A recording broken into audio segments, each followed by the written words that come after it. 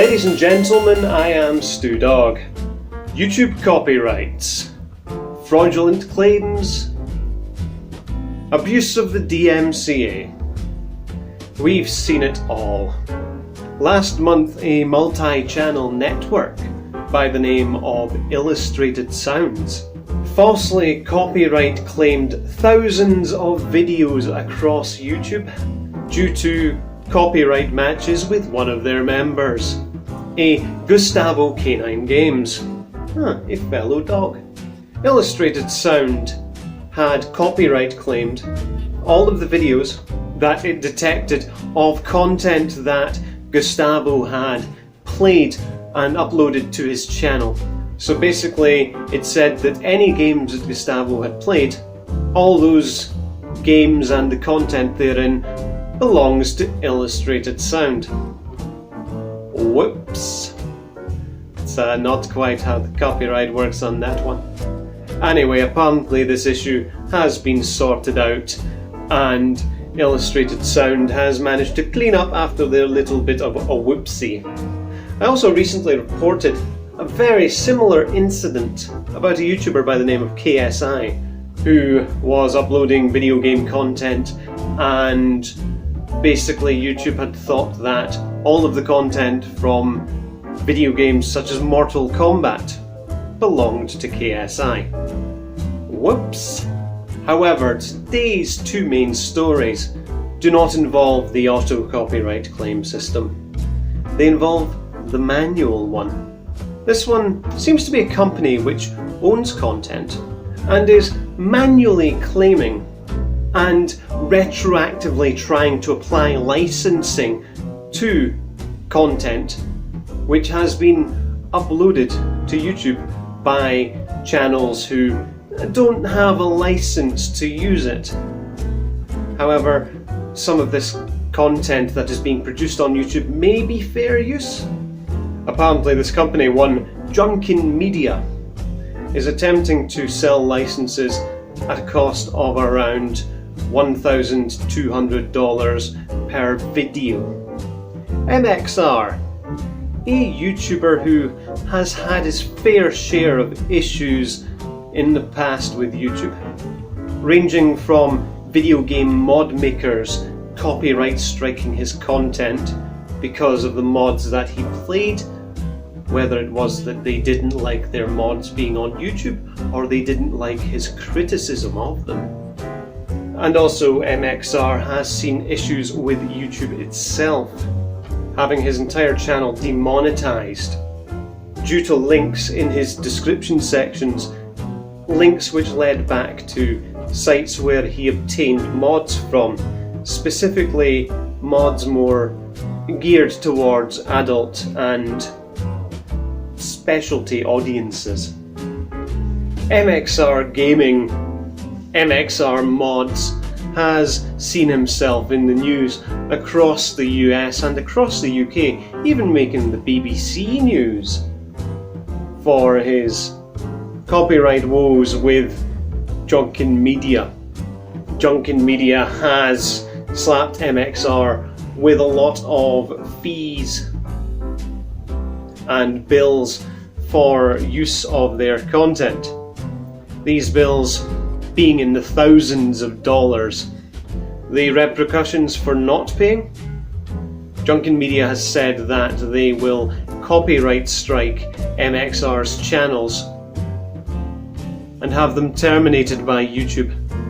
The content in question essentially boils down to reaction commentary content.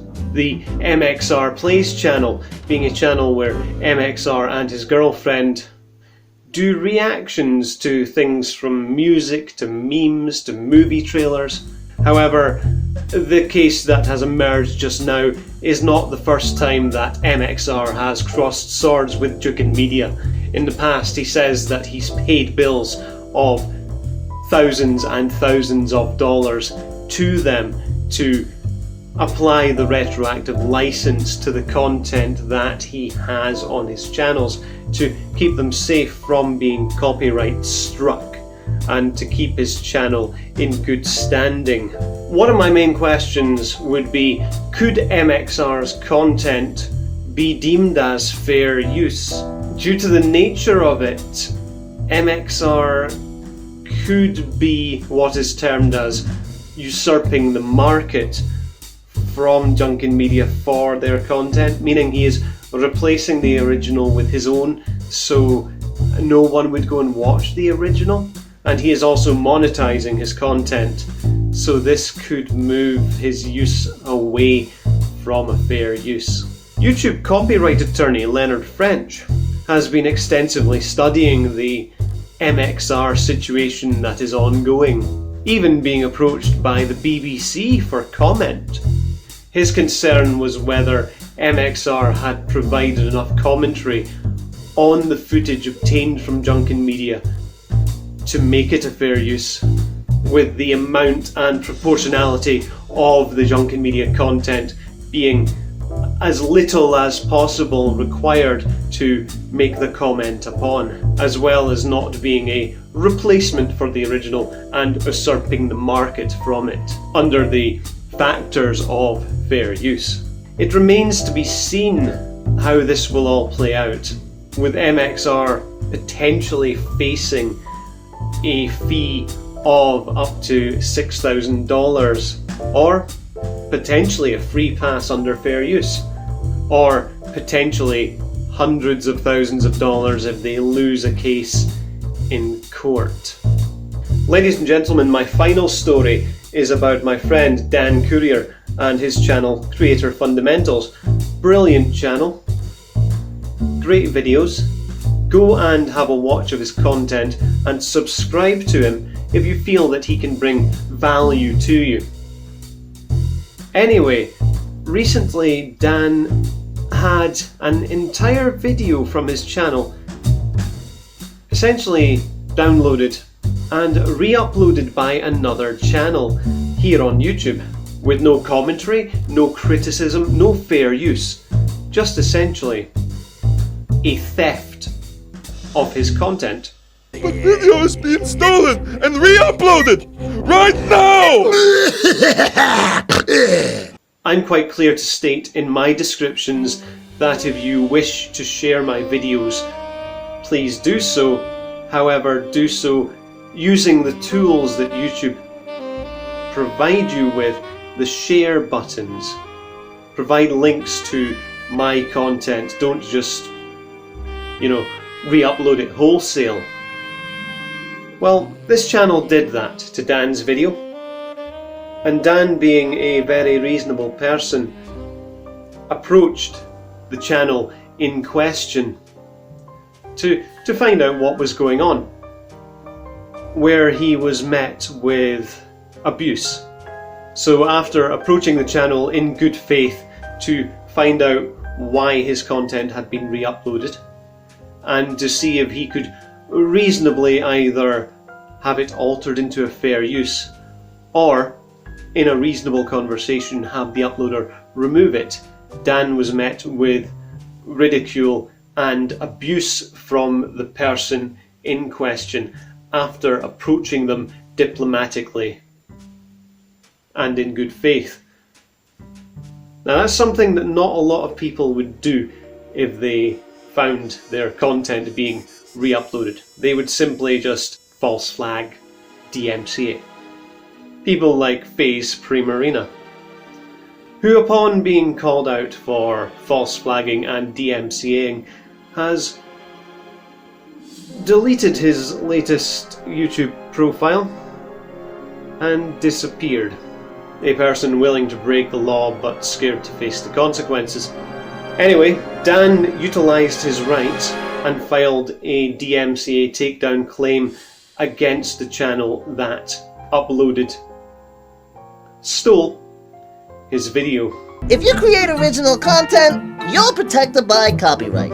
If you upload content you took from someone else, they're protected by copyright. YouTube has a copyright takedown process to protect content owners. If your original work is uploaded by someone else without permission, you can send us a copyright infringement notice and we'll take care of it. I'm gonna take you down! This is a takedown notification. This video is no longer available due to a copyright claim by Glove and Boots. Curted! Following which, the channel that re-uploaded produced a 20-minute long rant video calling Dan an egotistical maniac, calling Dan someone who essentially preys on the weak. Ladies and gentlemen, this is a fabrication. The channel in question has essentially just made up these things about Dan because they're feeling a little bit bum-hurt that they stole someone else's content and they got caught, and now they are facing the consequences of it. The channel in question, the gentleman, says that following Dan's approach to them, diplomatically in good faith in the first place, the person misunderstood the situation and started firing insults at Dan. Well, what? I think, if anything, this shows you that if you are being called out for having done something wrong involving someone else's work and copyright, work with them to deal with it.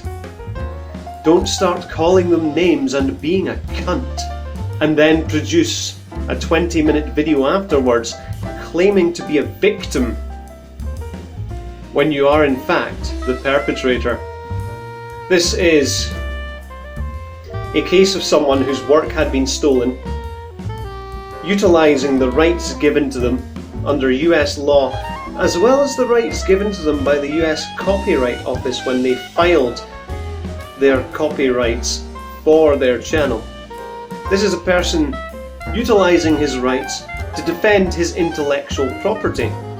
Now, the channel who re-uploaded the video goes all high and mighty, claiming to be uploading information that he thinks can help people and just doing that for the sake of it.